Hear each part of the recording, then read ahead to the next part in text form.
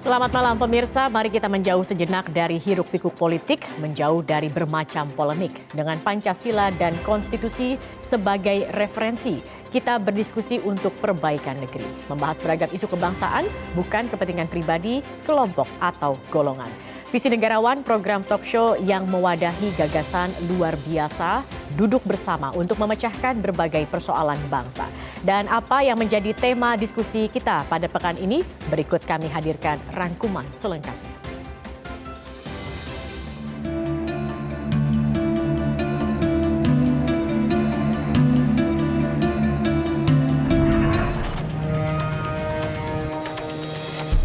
Pemerintahan dengan legitimasi yang kuat akan sepenuhnya didukung rakyat.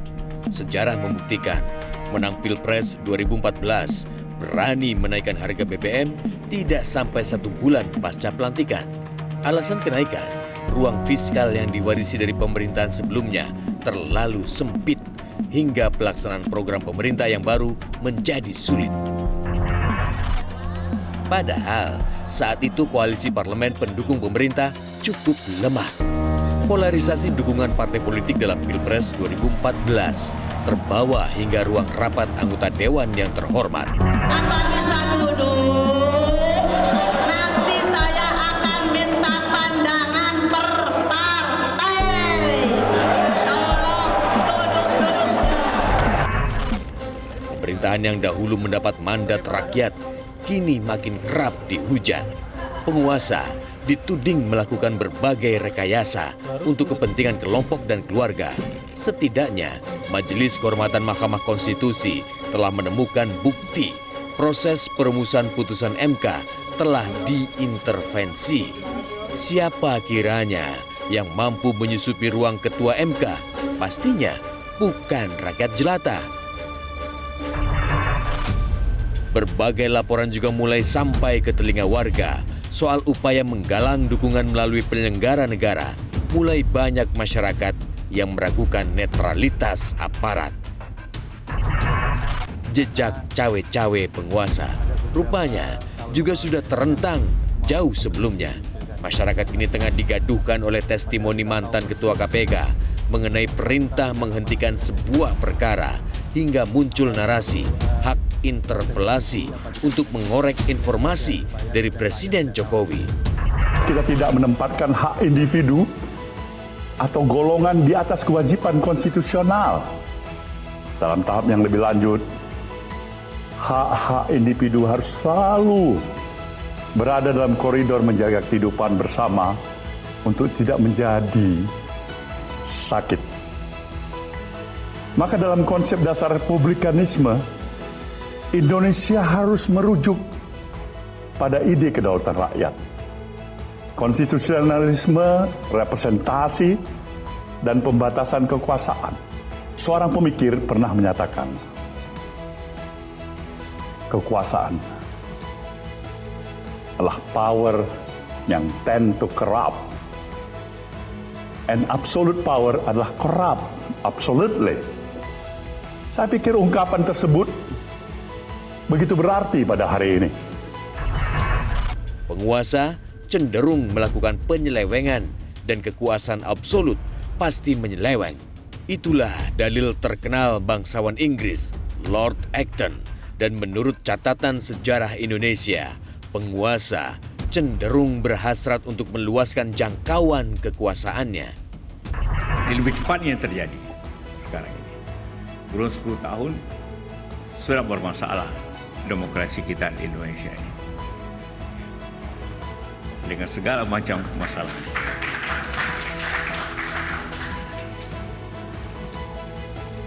Berbicara tentang dinasti lah, berbicara tentang nepotisme. Lebih cepat daripada pemerintah-pemerintah sebelumnya. Bung Karno tidak berpikir dinasti. Pak Harto juga tidak. Sistem demokrasi konstitusional berlandaskan pada prinsip pembatasan kekuasaan. Caranya melalui konsep pembagian kekuasaan yang populer dengan istilah trias politika. Namun saat ini ditengarai telah terjadi pemusatan kekuasaan. hingga prinsip check and balances itu tidak berjalan. Janganlah politik itu dijadikan sebagai tunggangan atau kendaraan oleh pihak-pihak tertentu untuk sampai kepada kepentingan pribadi, baik yang sifatnya manfaat pribadi maupun maslahat pribadi atas nama politik.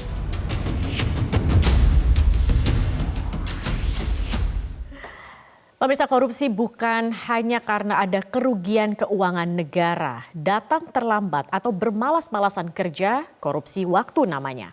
Menjelang hari raya, penggunaan kendaraan dinas untuk mudik adalah bentuk korupsi juga. Bila hal-hal sederhana saja merupakan perilaku koruptif, apalagi menggunakan kekuasaan selain untuk kepentingan bangsa dan negara. Banyak yang menduga manuver politik penguasa syarat rekayasa untuk melanggengkan kekuasaannya. Media massa bahkan memberitakan bermacam upaya penggalangan dukungan melalui jaringan aparat keamanan. Muncul pula narasi politisasi korupsi untuk menekan jaringan lawan koalisi. Profesor, kami sudah bersama kami saat ini 3 narasumber yang luar biasa. Yang pertama sudah ada profesor politik dari Universitas Stanford di Amerika Serikat. Maksud kami profesor politik dari Universitas Stanford di Amerika Serikat, Larry Diamond, menulis kerusakan demokrasi tidak hanya melalui kudeta militer, namun juga akibat pemusatan kekuasaan.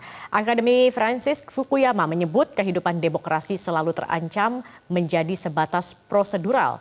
Menyehatkan kekuasaan adalah tema diskusi kita malam hari ini. Dapatkah kita mencari solusi untuk konsolidasi demokrasi? Dan langsung saja akan saya perkenalkan narasumber-narasumber luar biasa kita pada malam hari ini. Sudah ada Guru Besar Politik Profesor Dr. Siti Zuhro. Selamat malam Bu Siti. Selamat malam Mbak. Kemudian pegiat kajian konstitusi Pak Sukidi PhD. Selamat malam Pak Sukidi. Malam Mbak Zaki. Dan juga sudah ada Ketua Institut Harkat Negeri Sudirman Said. Selamat malam Pak Dirman. Malam Mas Zaki. Baik. Nanti kita akan berbicara dan berdiskusi terkait bagaimana kemudian caranya menyehatkan kekuasaan yang menjadi tema diskusi kita pada malam hari ini. Tetapi kita akan ikuti dulu jeda pariwara berikut ini, pemirsa. Tetap bersama kami.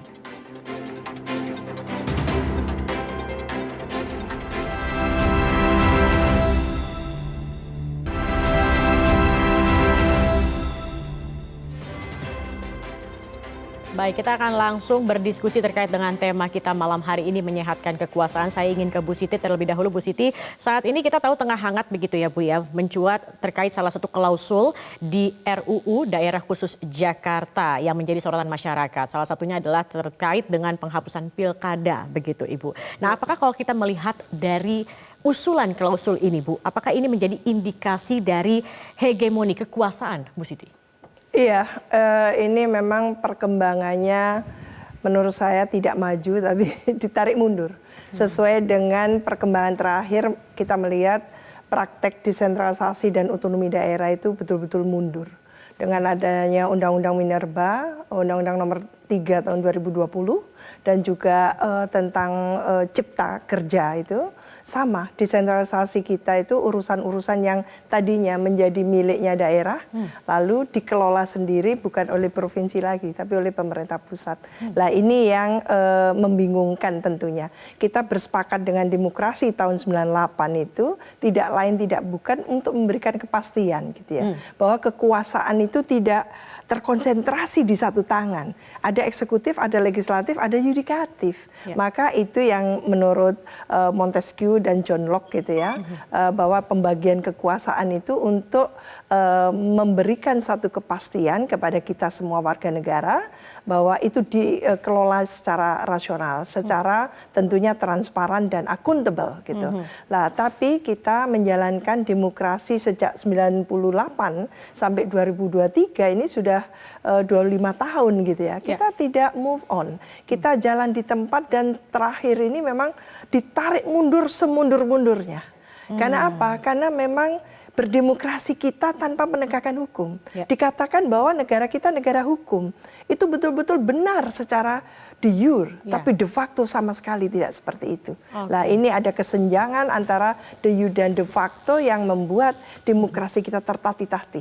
Khususnya dalam pemilu saat ini. Khusus lagi dalam pembahasan revisi undang-undang DKJ ya, daerah khusus Jakarta. Jakarta. Nah, Baik. tentu sebagai revisi itu diharapkan jauh lebih baik. Bukan Oke. lebih baik Bukan malah jadi mundur begitu ya. iya, Dan malah kita diputus semua perkembangan. kalau kita melihat juga indeks kualitas demokrasi kita juga semakin mundur begitu ya, Sangat Bu Siti. mundur, Oke, ya. Pak Sukidi, kalau kita melihat dalam sisi demokrasi konstitusional, tadi seperti yang sempat dimention juga oleh Bu Siti begitu, bahwa kekuasaan ini kan seharusnya tunduk pada aturan hukum. Namun saat ini kalau kita melihat Pak, banyak yang menilai hukum justru diperalat untuk legitimasi manuver penguasa. Ada sepakat dengan penilaian seperti ini dari masyarakat? Itu ekspresi dari Machiavellian ruler. Jadi penguasa Machiavelli yang merobek-robek negara hukum menjadi negara kekuasaan. Dan Machiavelli Jawa ini telah bertindak melawan konstitusi yang diwariskan oleh Bung Hatta. Bung Hatta sadar betul bahwa negara ini adalah negara hukum dan semua tunduk pada hukum. Karena Bung Hatta begitu khawatir bahwa pengalaman penindasan di masa silam dengan kolonialisme itu memberikan pelajaran terbaik bahwa kekuasaan itu memang harus dibatasi. Ya. Dengan pembatasan itu maka semua diatur sesuai hukum sehingga rule of law menjadi satu pegangan bersama untuk kita hidup bernegara. Lah, rule of law itu digeser, dirubah menjadi rule by law. Dan ini satu tindakan melawan pendiri bangsa. Dan itu tidak dibenarkan dari segi apapun. Karena apa? Karena ini sudah betul-betul merobek-robek inti dasar negara hukum menjadi negara kekuasaan. Itu pertama. Yang kedua yang terkait dengan itu adalah amanah Bung Karno itu sendiri. Baik. Bahwa Bung Karno selalu menegaskan bahwa republik ini untuk melayani semua. Untuk kebajikan bersama, untuk kemaslahatan bersama. Dan itulah inti republik. Nah, sekarang ini kita saksikan bahwa republik ini tidak semangatnya begitu. Republik ini justru berbau nepotisme, dan nepotisme itu dipertontonkan secara vulgar tanpa ada perasaan bersalah. Dan rasa malu ini hilang. Apa yang oleh Ben Anderson sebut sebagai long life shame, rasa hidup malu selamanya, itu tidak ada dalam penyelenggara negara. Orang terlibat korupsi dan tidak ada perasaan bersalah. Orang terlibat kejahatan dan tidak ada perasaan malu. Dan ini menjadi satu awal dari kerasukan, kerusakan negara ini. Oke, baik Pak Sukidi. Kita akan lanjutkan, tetapi kita akan lihat dulu. Ini sudah ada polling sederhana yang kami lakukan melalui media sosial dengan pertanyaan apakah kita perlu menentang kolusi dan nepotisme. 91% responden menyatakan perlu menentang kolusi dan nepotisme. Pak Sudirman, Anda pernah duduk di kabinet, punya pengalaman di sana Pak. Dari pengalaman Anda, apakah memang begitu luas dan kuatnya dominasi penguasa sehingga birokrasi sendiri dapat tunduk tak berkutik atau ada politik quid pro quo? Sebetulnya secara norma sih tidak begitu ya, karena kan sudah jelas ada 3 pilar kekuasaan kan, ada legislatif, eksekutif, yudikatif. Di bawah eksekutif ada birokrasi yang juga punya norma-norma, punya norma kemandirian dan sebagainya. Tetapi memang kalau orang sudah melampaui kepatutan atau kewajaran, itu hal-hal yang sebetulnya dilarang hukum pun diterabas, atau sebaliknya hukumnya dirubah sesuai dengan apa yang dimaui. Makanya sering saya sampaikan bahwa pada level paling tinggi itu pemimpin dimanapun tidak cukup menjalankan perilaku dengan legalistik gitu. Karena hanya kalau legalistik itu dengan cepat dia akan merubah hukum supaya sesuai dengan apa yang dibutuhkan. Tapi yang paling penting dijunjung tinggi adalah orang yang paling atas itu harus menjaga etik, harus menjaga norma tertinggi, harus menjaga moral gitu. Nah, saya teringat buku judulnya Bad Leadership, warnanya merah, terbit tahun 2004 si Barbara Kellerman tuh. Dia mendefinisikan bad leadership itu cirinya adalah korup, tidak kompeten, kejam, kemudian tidak memperhatikan aspek lingkungan dan kepatutan. Nah, salah satu ciri dari pemimpin buruk adalah di dalam berbagai kesempatan dia selalu meningkatkan namanya centrality, increasing centrality. Jadi membuat dirinya makin hari makin kuat, makin penting, dan mengabaikan unsur-unsur kontrol yang menurut saya ini sedang berlangsung. Jadi misalnya bagaimana parlemen diprotoli, dipreteli kewenangannya atau kemampuannya, bagaimana kampus dibungkam, bagaimana masyarakat sipil itu di persekusi, bagaimana para opinion leader independen itu menjadi ketakutan. Ini yang saya sebut sebagai ibarat mengendarai mobil, remnya sedang dirusak, speedometer sedang dirusak, spionnya dirusak, sehingga kelihatannya kencang, tapi sebetulnya kita sebagai bangsa sedang mengalami bahaya. Dan blong remnya. Saya kira saya bisa ke sana dan karena itu benar sekali bahwa sudah waktunya kekuasaan ini disehatkan. Karena kalau tidak, memang makin hari yang jadi korban adalah seluruh bangsa ini. Oke, baik. Mempertaruhkan bangsa ini sendiri, begitu apa yang menjadi perilaku pemimpin. Baik, kita akan melihat kembali ada jejak pendapat yang kami lakukan dengan pertanyaan apakah penyalahgunaan kekuasaan ini dapat dianggap korupsi. Dan hasilnya kita lihat 91% responden menilai penyalahgunaan kekuasaan dapat dianggap sebagai tindakan korupsi. Baik, Pak Sukidi, ketika muncul narasi penyalahgunaan kekuasaan begitu Pak, ini bukankah seharusnya birokrasi dapat berlindung kepada undang-undang untuk menjaga muruah, profesionalitas dan tentunya netralitas Pak? Sebenarnya yang terjadi demokrasi itu dibunuh secara perlahan, pelan-pelan, gradual, dan sistematis. Dan salah satu cara terbaik untuk membunuh demokrasi dan yang sekarang sedang diperagakan secara terbuka itu melalui apa yang Profesor Harvard Law School sebut sebagai constitutional hardball. Jadi ini eksploitasi konstitusi secara brutal untuk melayani kepentingan politik sendiri. Karena itu ini sebenarnya membahayakan sekali karena apa? Karena konstitusi dirobek-robek demi kepentingan sendiri, sementara mandat dari pendiri republik, konstitusi ini untuk terciptanya satu social order, untuk kebaikan bersama. Sehingga itu mestinya selalu menjadi pegangan. Kita harus menjaga apa yang oleh Profesor Harvard sebut sebagai constitutional forbearance. Institutional forbearance. Jadi ada sikap pengendalian diri untuk tidak merusak institusi-institusi lain, terutama institusi demokrasi, institusi hukum, demi kebaikan bersama. Karena itu kesadaran untuk bersikap sabar, mengendalikan diri, self-restraint, untuk tidak mencampuri lembaga yudikatif, lembaga legislatif, dan lembaga-lembaga lain dalam pranata kehidupan kita berbangsa, itu menjadi instrumen terbaik untuk menata kembali demokrasi kita. Jadi tidak cawe-cawe begitu ya? Tidak cawe-cawe, exactly. Baik. Pak Sudirman, kalau kita lihat tadi terkait dengan cawe-cawe begitu ya, belakangan kita lihat banyak tanda kutip catatan hitam penguasa yang diungkap ke publik terkait dengan khususnya soal cawe-cawe yang juga kita dengar hangat adalah KPK. Kemudian soal berpolitik keluarga presiden tadi yang juga sempat kita bahas dan lain-lain. Dan masyarakat akhirnya jadi bertanya, apa sebenarnya yang tengah terjadi saat ini Pak? Secara positif saya ingin mengatakan kita sedang menikmati buahnya demokrasi dan buahnya media sosial atau dunia digital. Mengapa demikian? Karena sering saya katakan di zaman sekarang ini menyembunyikan kejahatan nggak bisa lama. Karena soal waktu akan muncul. Nah sekarang yang terjadi adalah panen masalah-masalah yang disembunyikan begitu ya. Karena apa? Karena ada demokrasi yang membuka peluang bagi sirkulasi kepemimpinan. Maka orang sekarang berpikir bagaimana melakukan koreksi gitu. Nah kemudian kenapa saya sebut memanen manfaat dari media sosial? Karena yang dulu disembunyikan ternyata orang ingat di Google muncul semua gitu. Ada jejak digitalnya ada begitu jejak ya. Dan begitupun orang yang mengalami, termasuk saya juga mengalami hal-hal yang lucu-lucu. Ya sekarang waktunya untuk disampaikan pada publik karena itu hak publik untuk mengetahui bahwa bagaimana praktek penggunaan kekuasaan itu telah berjalan dengan tidak proper, tidak pada tempatnya. Dan publik berhak tahu. Mengapa? Karena tadi dikatakan oleh kedua profesor kita, mereka-mereka itu termasuk saya ketika duduk di kementerian, itu kan menjalankan mandat publik.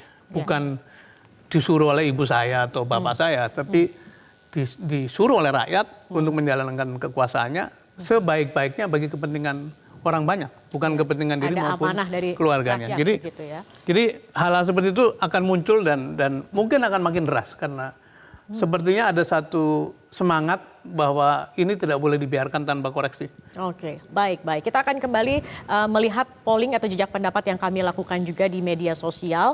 Kami bertanya, Anda percaya berbagai narasi yang meragukan netralitas aparatur negara? Dan ini ada 75% responden yang mempercayai ada narasi yang meragukan netralitas aparat negara. Ibu Siti, bagaimana kemudian dengan legitimasi pemilu yang kemudian dipersepsikan tidak jurdil oleh masyarakat ini sendiri, Bu? Iya, memang kita sedang dilanda public distrust, gitu ya. Jadi ketidakpercayaan publik kepada tentu tadinya kepada partai, kepada pemerintah, lalu dengan pemilu itu kepada penyelenggara, gitu. Baik itu KPU RI, Bawaslu RI, gitu ya. Jadi ketidakpercayaan seperti itu tentu tidak tanpa alasan. Ada alasannya, ada bukti-bukti konkretnya yang membuat masyarakat tidak percaya. Maka ini pemilu kita yang ke-6 kali, 2024 ini pemilu yang menurut saya taruhan yang luar biasa. Kita mau take off tapi digandoli gitu ya, oleh keinginan-keinginan yang kita tidak mau take off, kan gitu. Tidak boleh take off kita ini. Lah, kalau boleh take off berarti mestinya hukum itu betul-betul diutamakan sebagai landasan yang kokoh untuk kita menjalani semua tahapan pemilu. Lah, ketika tahapan pemilu tidak dilandasi hukum yang kokoh, apa yang terjadi? Menghalalkan semua cara. Bahkan gitu ya, menabrak-nabrak konstitusi tadi itu. Istilahnya Mas Sukidi merobek-robek, enggak merobek lagi nih, menghancurkan. Gitu. Lah, ini yang tidak boleh. Jadi siapapun yang melanggar konstitusi, karena konstitusi itu adalah sumber dari segala sumber hukum. Jadi ini bukan untuk dinyatakan, tapi dijalankan, ditaati gitu ya, menjadi acuan, rujukan kita semuanya. Dan ini harus diperankan dengan sangat bagus oleh 3 cabang kekuasaan tadi itu, eksekutif, legislatif, yudikatif. Lah tentu eksekutif sebagai pemegang otoritas tertinggi bidang eksekutif tadi itu menurut saya tanggung jawabnya luar biasa. Apalagi dengan sistem presidensial kita, apalagi dipilih langsung oleh rakyat gitu ya. Lah ini yang taruhan-taruhan tadi itu menurut saya kayak dinafikan, diabaikan. Apa jangan bisa dikatakan bahwa pemilu kali ini pemilu yang terburuk begitu sepanjang kita mengadakan pemilu juga, Bu Siti? Tadinya kita berharap pemilu 2019 itu tidak terulang. Karena kita nilai masih tidak bagus kan gitu. Maka pemilu 2024 ini akan ada perbaikan-perbaikan. Kok bukan perbaikan yang kita lakukan, malah keburukan-keburukan ya ini. Ini yang tidak bagus menurut saya. Jadi distrust tadi itu ekspresi yang sangat gitu ya, clear, sangat jelas terang benderang bahwa masyarakat kita sedang tidak percaya ini. Tahapan ini dilalui dengan benar enggak? Kompetisi kontestasinya sehat tidak? Mengapa kalau memang benar dan sehat, berkualitas, mengapa seperti ini gitu loh? Contoh kasus yang berkaitan dengan keputusan Mahkamah Konstitusi. Itu kan menjadi bumerang bagi kita. Itu belum selesai, itu belum tuntas. Dan itu yang akan terus dipertanyakan. Lah, meskipun kembali lagi itu keputusan Mahkamah Konstitusi legal binding kan gitu. Tidak seperti itu juga masyarakat membacanya. Lah ini yang nanti harusnya dikoreksi atau dengan bahasa lain disehatkan. Menyehatkannya dengan apa ini gitu ya? Dimulai dari mana, dengan apa? Ini seperti sudah kalau seperti peran benang kusut leadershipnya nggak ada sama sekali, gimana? Oke, baik. Nanti kita akan bahas terkait hal itu, Ibu Siti, Pak Sukidi dan juga Pak Dirman. Tetapi kita harus ikuti dulu jeda pariwara berikut ini dan kita akan ikuti dulu headline news pukul 22 waktu Indonesia Barat. Sesaat lagi kami masih akan kembali. Tetap bersama kami di Visi Negarawan.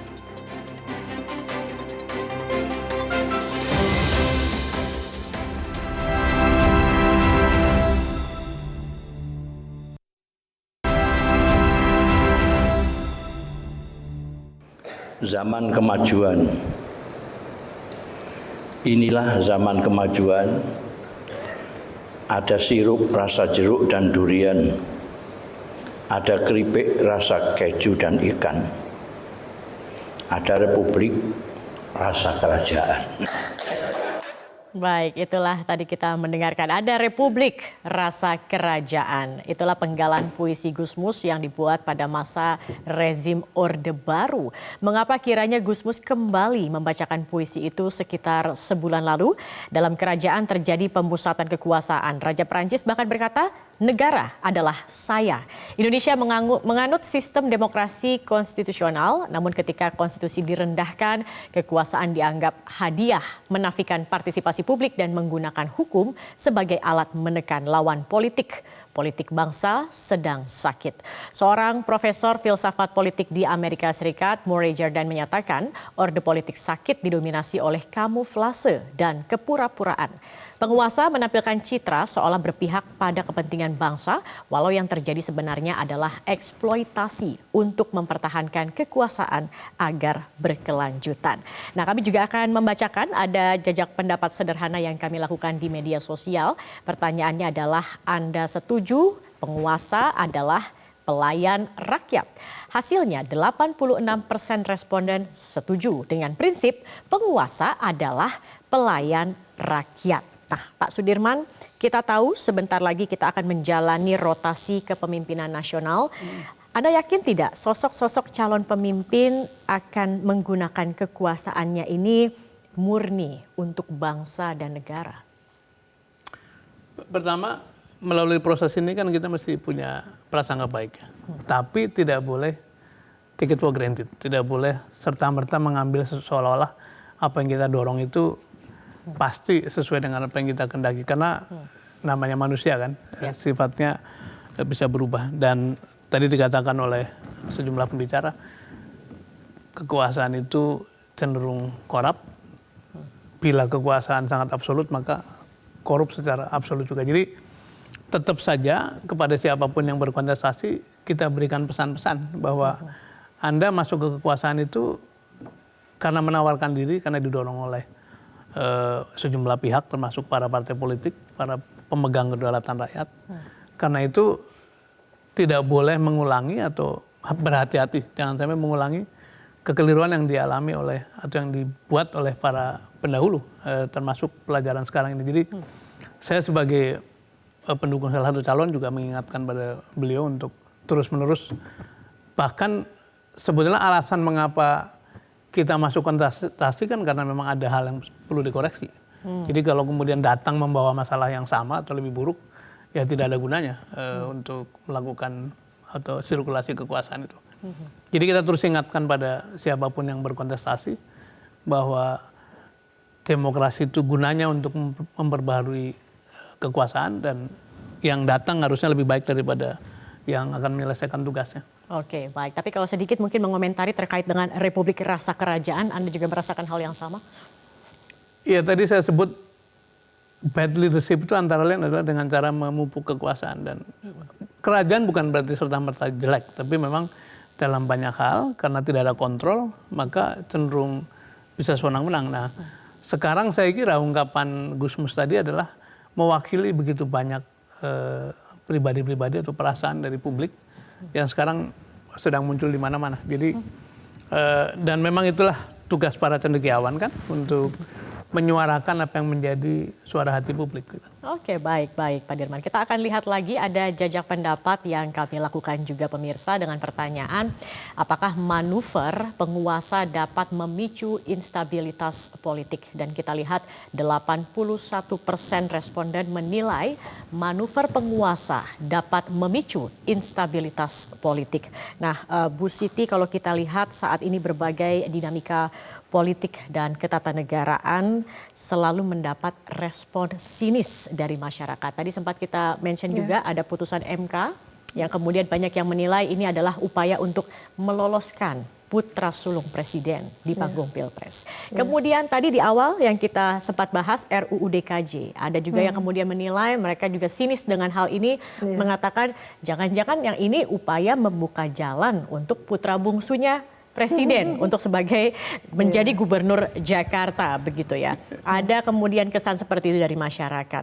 Tetapi kalau kita melihat Ibu, apakah memang benar dengan kemudian banyak ungkapan sinis dari masyarakat ini bahwa kepercayaan masyarakat itu saat ini tengah pada titik nadir, dan apakah memang kepercayaan yang mungkin turun ini kepada semua penyelenggara atau hanya spesifik Bu, lembaga-lembaga tertentu saja kalau Ibu melihatnya? Iya. Pertama, sebetulnya masyarakat Indonesia itu tidak gampang dibodohi juga, tidak gampang dibohongi gitu ya. Jadi begitu ada contoh konkret gitu, dikatakan. Katakan yang mengatakan itu adalah aktivis atau intelektual, akademisi gitu. Itu masyarakat tidak taken for granted juga. Maka dilihatlah, oh iya benar gitu ya. Mengapa kok mendadak dia lompat sejauh itu gitu ya. Meskipun menjadi hak warga negara untuk mencalonkan diri, dicalonkan juga kan gitu, karena sistem kita demokrasi, tapi kan ada proses gitu loh. Mekanisme dan proses itu yang dipersoalkan, bukan orangnya tadi itu. Ini mau kok dilanggar proses dan mekanismenya yang seperti seharusnya. Begitu kok lompat segitu tingginya kan gitu. Lah ini yang antara lain elit kita tidak mampu memberikan satu teladan, contoh konkret yang baik dalam konteks demokrasi yang seharusnya itu transparan dan akuntabel, bisa dipertanggungjawabkan. Jadi tidak bisa hanya ngeles-ngeles gitu ya, tanyakan rakyat, itu tidak bisa. Jadi rakyat sudah menilai gitu kan. Maka ini yang akhirnya tidak hanya lembaga yang disebut DPR tidak dipercaya, partai politik kurang dipercaya, lalu eksekutifnya ikut tidak dipercaya kan gitu. Lantas masyarakat ini mau percaya ke siapa? Warga negara ini percaya kepada siapa? Jangan lupa sistem kita masih demokrasi loh. Nah, rakyat diberikan kedaulatan untuk memilih gitu ya. Calon pemimpinnya baik itu dalam pilpres maupun pilkada dan bahkan pemilu legislatif. Itu artinya rakyat punya sovereignty gitu ya, kedaulatan tadi itu. Lah dengan kedaulatannya hak rakyat juga bertanya, tidak hanya memberikan suara, tapi bertanya, loh kok seperti ini kan gitu. Lah ini yang seolah-olah era digital itu dinafikan oleh para elit kita. Era digital artinya transparan, di mana-mana bisa dilacak jejak digitalnya dan sebagainya tadi itu.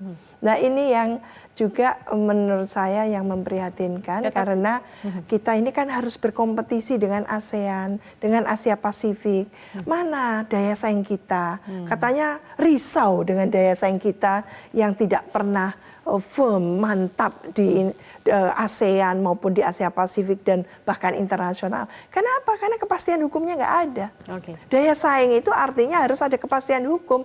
Dan melalui sistem demokrasi, kepastian keterukuran itu harus diberikan, gitu loh. Lalu siapa yang menjamin itu? Ya tentu melalui kekuatan politik dan elit-elitnya tadi. Lah ini yang tidak terjadi. Maka kita mundur, gitu ya. Dalam keadaan yang semuanya mundur, kita menjalankan pemilu yang mudah-mudahan sampai akhir kita mampu melakukan itu. Lah ini yang sangat mengkhawatirkan, dan menurut saya ini wake up call bagi warga negara seluruh Indonesia gitu ya, bahkan yang berdiaspora, bahwa negara ini sedang sangat tidak baik-baik saja. Kita memang sedang tidak baik-baik saja negara kita, demokrasi kita saat ini. Baik, Pak Sukidi, kalau kita lihat pembatasan melalui sistem Traspolitika merupakan amanat konstitusi. Apakah Anda melihat dinamika politik ini menjurus pada terciptanya hegemoni kekuasaan, Pak? Lebih tepatnya adalah pemusatan kekuasaan pada satu orang. Sehingga satu figur ini yang memegang kendali kekuasaan penuh, cabang-cabang kekuasaan lain itu terhegemoni oleh kekuasaan satu orang. Dan ini membahayakan, kenapa? Karena ruang cek dan kontrol menjadi check and balance, check and control menjadi buruk. Sehingga kekuasaan berjalan tanpa kritik, tanpa kontrol, dan itu betul-betul buruk bagi kita sebagai bangsa.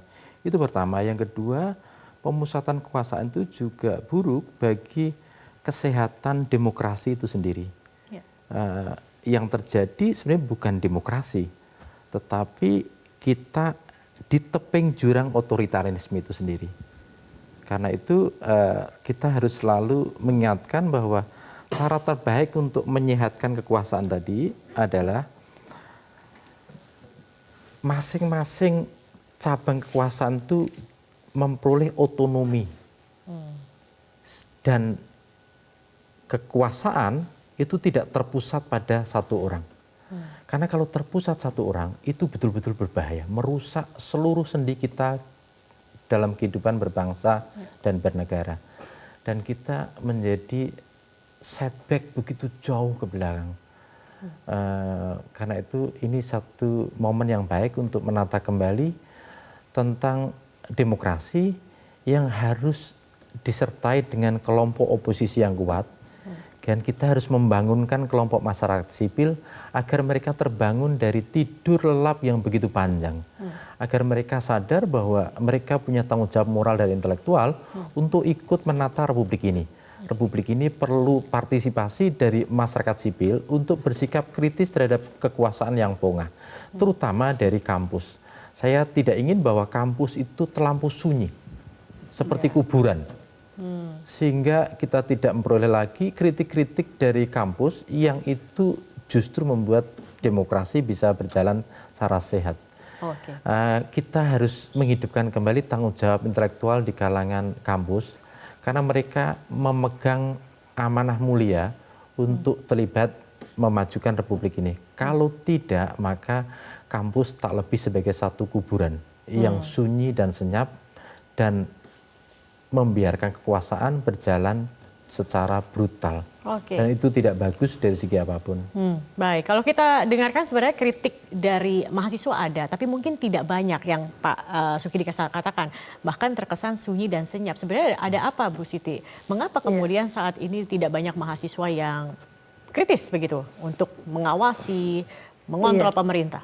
Iya, biasanya dalam satu teori itu semakin ditekan gitu ya, satu elemen bangsa ini katakan semakin apa istilahnya kuat pressure yang diberikan oleh pemerintah yang otoritarian, itu biasanya semakin resisten gitu kan, kuat, menjadi kokoh dia.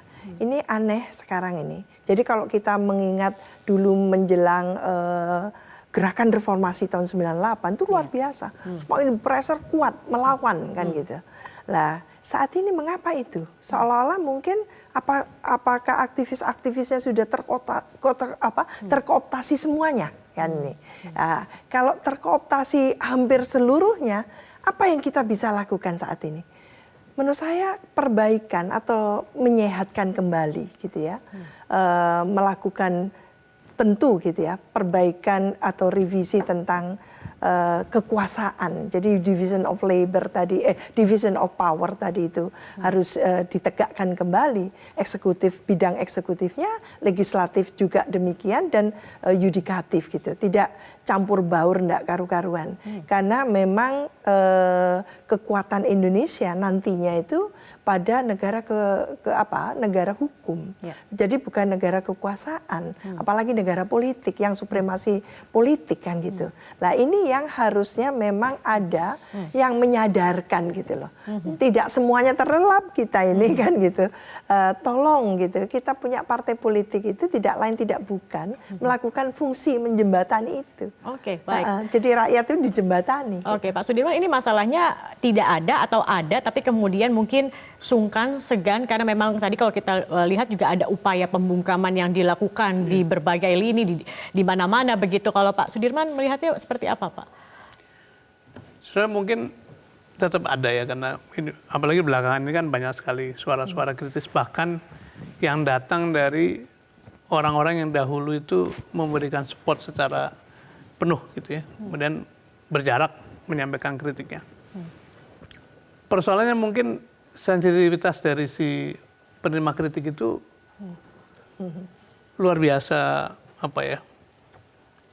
sangat tidak sensitif. Jadi meskipun ada yang sudah menangis, ada yang sudah berteriak, ada yang sudah demo, ada yang sudah memberikan anugerah macam-macam, Tapi sepertinya memang seperti tertutup telinga dan hatinya gitu ya.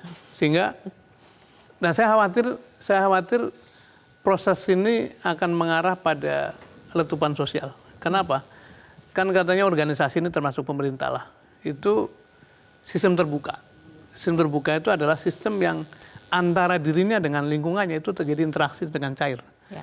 Nah kalau kemudian sistem itu menjadi tertutup, tidak menerima input, tidak menerima feedback, itu namanya ada kelembaman, kemudian yang terjadi koreksinya adalah bukan dengan smooth correction, tapi terjadi tubrukan. Dan itu menurut saya berisiko sekali bagi situasi bangsa kita ke depan. Nah kita tetap memberi apresiasi pada masyarakat sipil dan saya sepakat dengan kedua profesor kita. Barangkali ini waktunya untuk bersama-sama membangunkan ya dari suasana yang disebut tidur tadi. Dan biasanya memang keadaan-keadaan semacam ini yang membuat mereka ini, ya kita ini semua harus saling mengingatkan. Ya. Karena tanggung jawab kita sebagai kaum terpelajar, orang-orang yang berpendidikan, yang punya wawasan itu jauh lebih besar daripada orang kebanyakan. Dan saya kira kampus mulai bergerak dan saya kira ini harus kita dorong, bukan mau kita ontaran-ontaran, tapi memang kita kepingin tadi kembali pada topik kita, menyehatkan kekuasaan. Baik, nanti kita akan lanjutkan kembali di segmen terakhir pemirsa. Kami harus jeda dulu, tetap bersama kami Divisi Negarawan.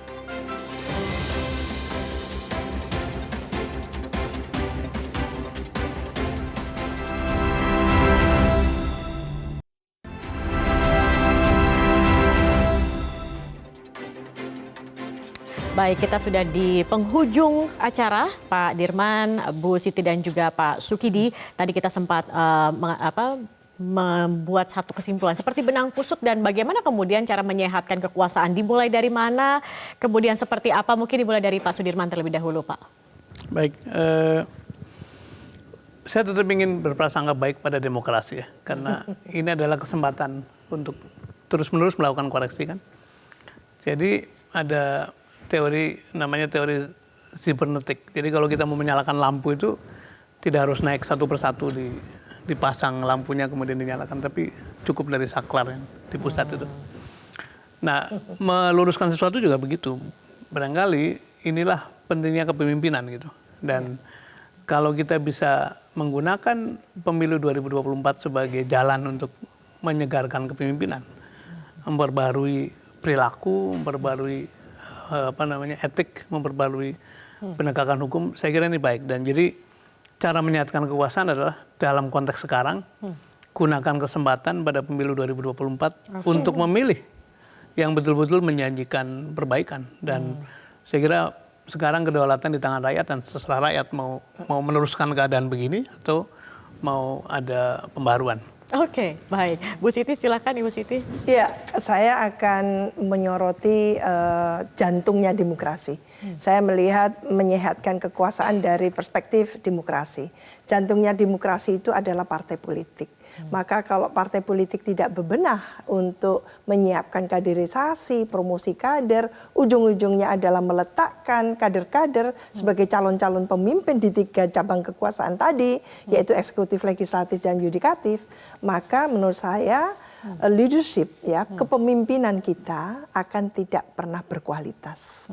Karena bagaimanapun juga promosi kader yang dilakukan oleh partai itu harus dilakukan dengan sangat seksama, membangun partai menjadi partai kader yang ber-ID kan gitu. Nah, ini yang masih dalam proses yang menurut saya dalam pemilu 2024 itu justru kita melihat hak otonom partai itu kok malah paralyzing kan gitu ya. Lemah sekali, tidak menunjukkan peran pentingnya untuk meningkatkan kualitas nantinya tahapan pemilu itu bisa lebih jauh, lebih bagus, lebih berkualitas kan seperti itu. Baik, jadi kaderisasi itu juga merupakan hal yang penting untuk menciptakan kader yang berkualitas dan yang pasti juga memiliki etik, norma dan juga moral begitu ya Ibu ya. Baik. Ya, ujung-ujungnya leadership-nya nanti. Karena ternyata memimpin negara ini tidak mudah. Betul. Dan harus pemimpin yang berkaliber dan berkualitas kan gitu. Oke, baik. Pak Sukidi, silakan Pak Sukidi.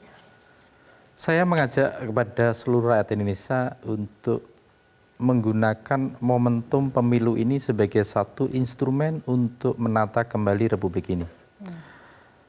Caranya adalah berpartisipasi dalam pemilu, menggunakan akal rasional untuk memilih pemimpin yang berspirit negarawan, yang berpikir kepentingan negara dan bangsa jauh lebih diutamakan dari kepentingan apapun.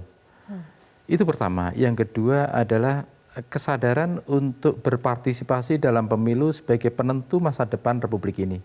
Karena itu dengan terlibat aktif dalam proses-proses pemilu, maka rakyat telah ikut berpartisipasi untuk memajukan republik ini. Setidaknya untuk mengoreksi berbagai kesalahan dan sekaligus untuk berpartisipasi agar republik ini bisa jauh lebih baik. Yang ketiga dan terakhir tentu saja kesadaran untuk menumbuhkan satu etika kenegarawanan, terutama di kalangan pemimpin dengan memberikan keteladanan yang mulia kepada rakyatnya. Dan juga rakyat harus begitu punya kesadaran untuk memilih pemimpin yang terbaik. Pemimpin yang selalu melayani rakyatnya semata-mata untuk kemakmuran dan kesejahteraan rakyatnya. Karena itu spirit yang Mbak Zaki sebut sebagai servant leadership itu harus selalu menjadi pegangan para pemimpin. Bahwa leader is servant. Pemimpin adalah pelayan. Pelayan rakyat, pelayan kemanusiaan, dan semata-mata untuk kebaikan republik ini. Oke, baik. Pak Dirman, masih ada waktu sedikit Pak Dirman. Kalau tadi sempat di-mention juga begitu bagaimana masyarakat harus memilih dengan akal sehat menggunakan momentum pemilu 2024 ini untuk bisa memperbaiki kondisi saat ini. Tetapi bagaimana kemudian meyakinkan masyarakat untuk menggunakan akal sehat daripada hanya kemudian hanya preferensi tertentu, misalnya suka dengan kegimikan dan lain-lain misalnya seperti itu. Tetapi memang menggunakan akal rasionalnya begitu dalam momentum pemilu 2024 ini. Ini bagian dari keprihatinan kita juga, seolah-olah rakyat itu, terutama anak-anak muda dikatakan nggak suka dengan hal serius. Kemudian diberilah gimmick-gimmick hanya sekedar yang enteng-enteng saja. Menurut saya itu tidak benar sama sekali, karena tadi dikatakan oleh Bapak dan Ibu kita itu, rakyat kita sudah cerdas, mereka punya knowledge yang baik, mereka juga membandingkan di berbagai negara. Jadi mereka berhak atas informasi yang baik. Dan bagi kami, saya kira bagi kita semua, pemilu harus dijadikan sarana untuk pendidikan publik. Karena itu gagasan, pikiran, rencana ke depan harus disampaikan dengan sejelas-jelasnya. Dan dengan itulah maka kita bisa menjaring rational voters. Betul bahwa sebagian pemilih kita itu pendidikannya tidak tinggi, tapi jangan lupa setiap orang pegang ini, dan itu adalah sarana pendidikan yang sangat efektif. Jadi tetap saja kita punya kewajiban untuk menyampaikan informasi sebaik mungkin kepada mereka, yang isinya adalah ya visi, ya misi, ya rencana, ya program, apa-apa yang mau kita perbaiki ke depan, supaya mereka datang ke tempat-tempat pemungutan suara itu dengan satu niat yang bulat, bukan sekedar diundang oleh gimmick-gimmick yang sangat remeh-temeh itu. Dan itu bagi saya merupakan bentuk pembodohan juga kalau orang diajak hanya fokus pada gimmick yang enteng-enteng itu. Baik, jadi untuk menyehatkan kekuasaan kita akan gunakan kesempatan pemilu 2024 begitu ya, untuk kemudian rakyat bisa memilih pemimpin yang memang kemudian seorang negarawan juga yang bisa memperbaiki kualitas demokrasi kita saat ini, yang tadi dikatakan Bu Siti juga, termasuk juga parpol harus mulai berbenah agar kemudian ada kaderisasi yang bisa ditawarkan begitu ya Ibu ya ke depannya. Terima kasih banyak Pak Sudirman Said, Ibu Siti Zuhro dan juga Pak Sukidi atas diskusinya malam hari ini. Dan pemirsa, inilah akhir dari Visi Negarawan untuk saat ini. Kita akan jumpa lagi pada pekan depan. Terima kasih atas perhatian Anda. Saya Zaki Arfan, pamit undur diri. Selamat malam, sampai jumpa.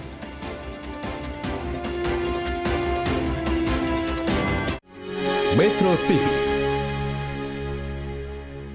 Jelajahi cara baru mendapatkan informasi. Download Metro TV Extend sekarang.